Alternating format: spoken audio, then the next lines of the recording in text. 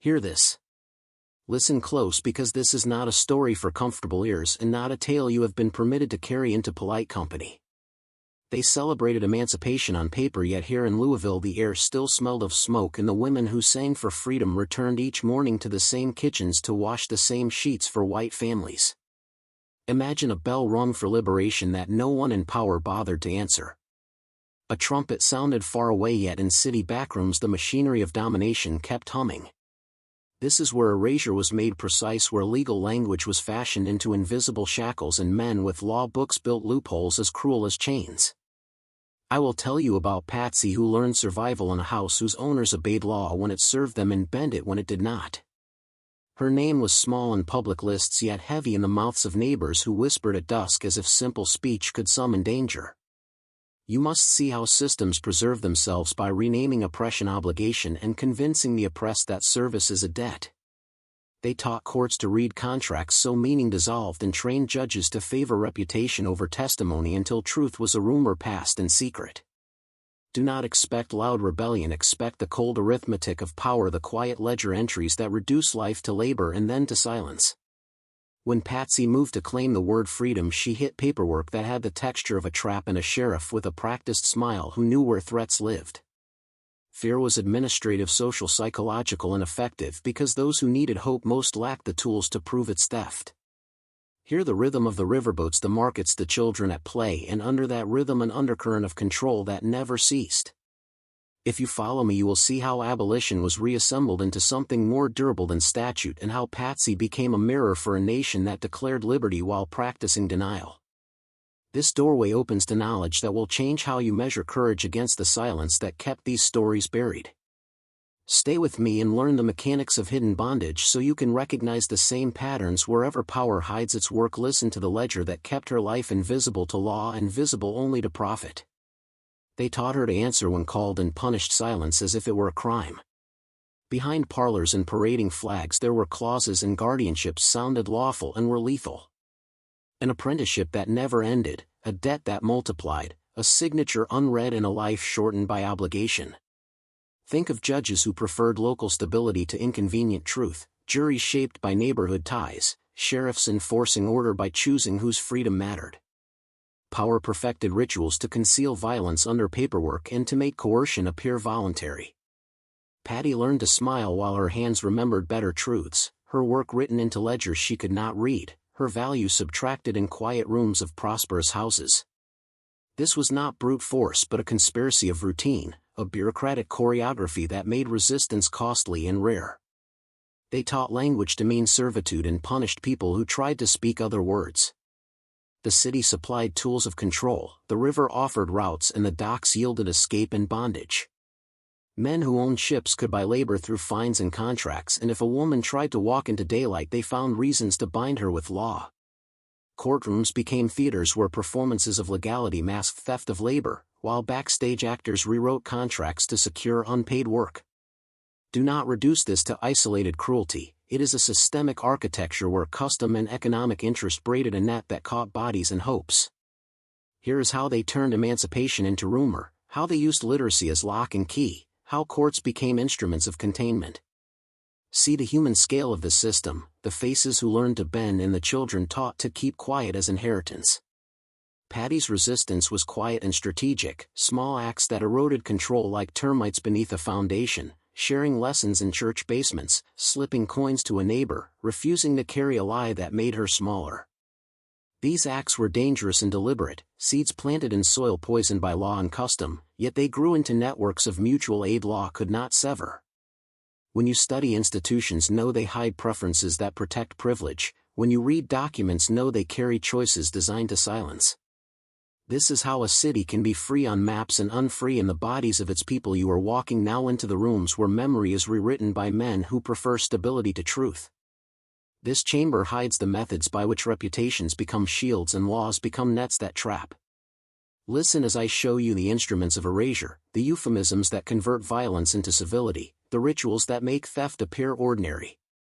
Notice how language is weaponized, how contract becomes covenant in the mouths of the powerful, how paperwork is arranged to flatten resistance into compliance. Patty encountered this machinery in households that taught obedience as virtue and submission as gratitude. Her captors learned to calibrate punishment so damage remained private and deniability became credible. Power here was surgical, precise, administered in the white spaces between lines on a document. When a woman asked for wages, she met a ledger that said she owed years of service. When she sought sanctuary, she found guardianship that smelled lawful. When she appealed to law, she faced officials trained to translate her plea into nuisance. This is institutional voice learning to ignore the human inside the claim. See the way social rituals reinforce legal violence, the church bells that toll while employers claim moral rectitude, neighborhood ties that prefer reputation over testimony. Machinery is never only institutional, it is cultural, passed down as common sense, taught in whispers while children learn to accept their place. Understand that resistance changes the calculus of risk, that small acts of refusal are high-stakes currency in a world where witnesses can vanish and records can be altered.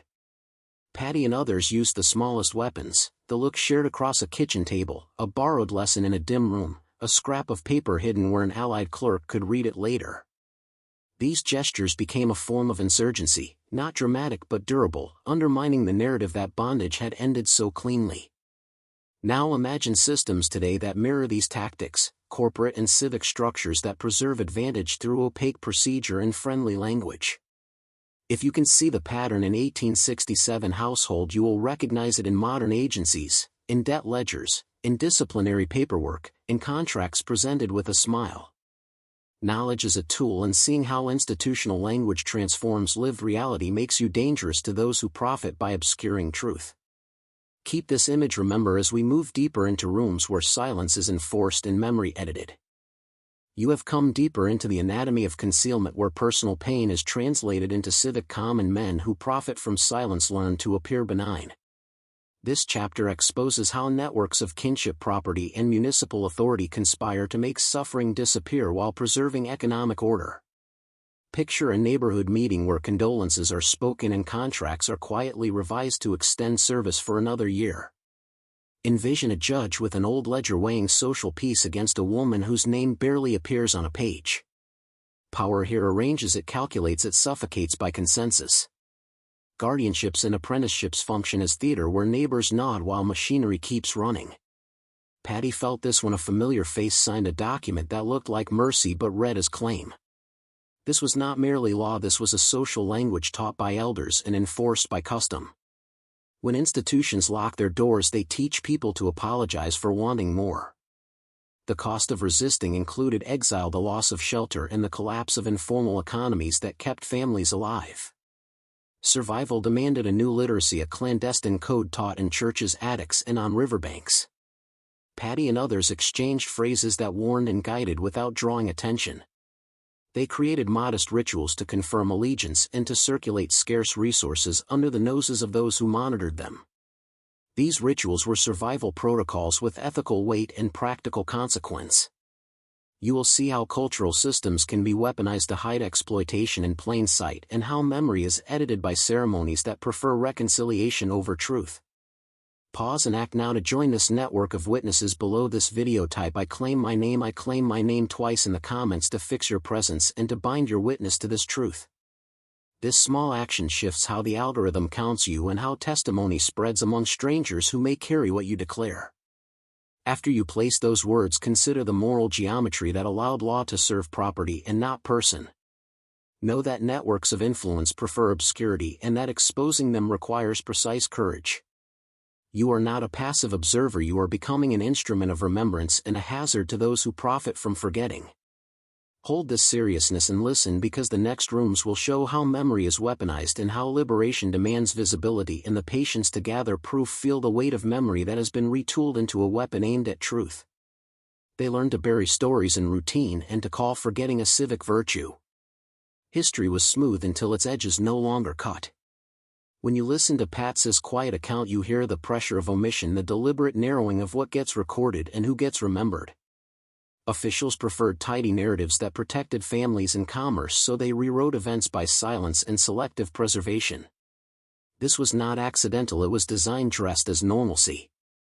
Records were curated to exonerate certain names and to excuse certain practices. Photographs staged to show progress, papers filed to create appearances, and testimonies dismissed as local color. Every act of exclusion was a small victory for the interests that wanted the public conscience to sleep. Yet absence always leaves traces, and those traces were enough for the brave to piece together a larger truth. I want you to imagine the patience of those who resisted, who gathered scraps of evidence like contraband in a time of law that pretended otherwise. They would memorize dates, hide receipts, cultivate allies among clerks and pastors, and then use the smallest legal openings to claim what had been taken. These tactics were slow and perilous but effective because they navigated the very systems built to deny them. Understand the moral clarity required to do this work, the courage to make a public claim when the cost might be eviction, violence, or deeper erasure. Patty's story shows how documentation can become an act of liberation and how memory can be a weapon against crafted forgetting. Her whispered names passed through generations until a few determined witnesses walked into courtrooms and demanded accountability. There is an architecture of forgetting, and there is a counter-architecture that builds from memory, testimony, solidarity, and precise record-keeping. These are the tools you must recognize when you study hidden systems now and in the present. Do not be deceived by polite history that closes its files too neatly.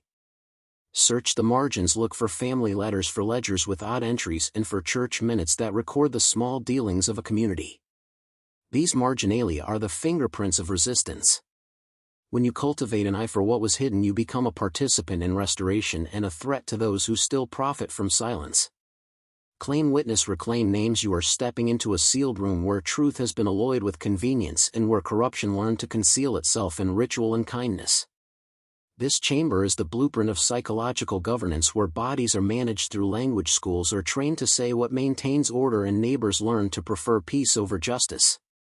Here they invented soft chains of vocabulary that sounds like help and reads like claim, and a calendar of obligations that never ends. Patty's case shows how moral language can operate as a leash when property wears the face of charity and when guardianship is recast as care.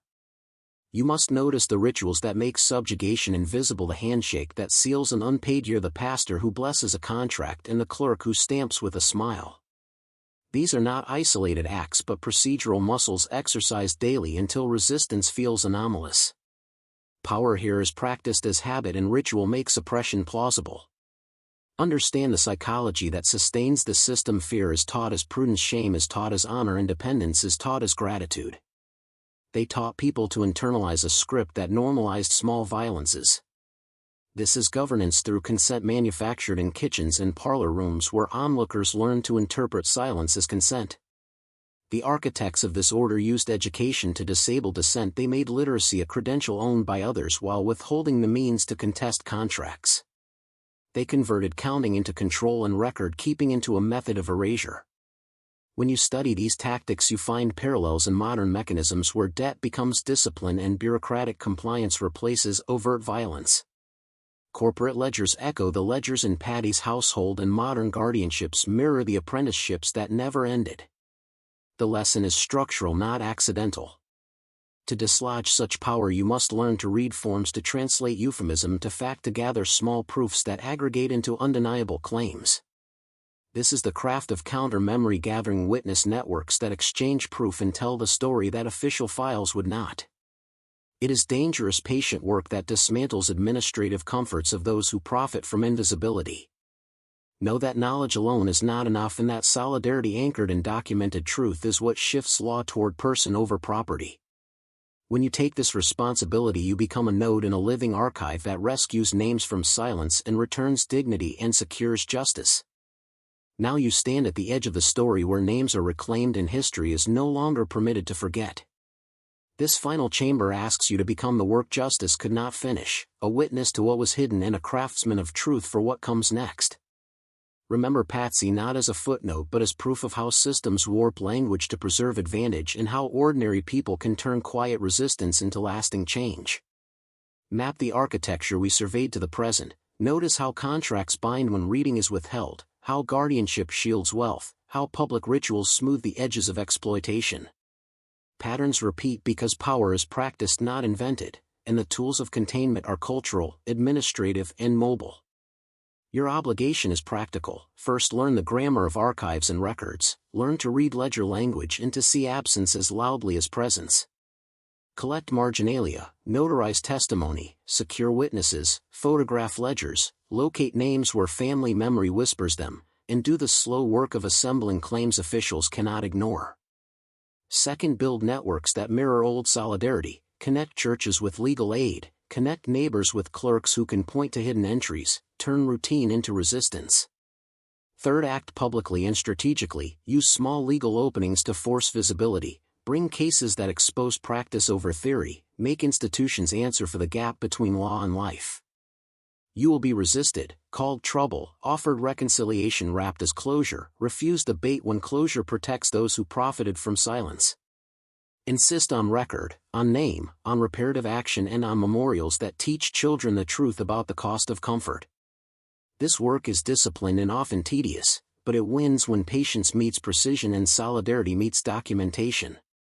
As a final promise, repeat what you have learned and carry it outward, teach one other person, preserve one name, file one document that would not otherwise exist. Hold courage as a practice and skepticism as a tool, not cynicism but an awakened refusal to accept smooth narratives that hide harm. Go into the world with the posture of a witness and the habits of an archivist, make your life an instrument returning dignity to those erased. If you do this, you turn knowledge into justice and memory into power. Between truth and action you find the legacy Patsy deserved and the future owed. Carry her name forward as duty.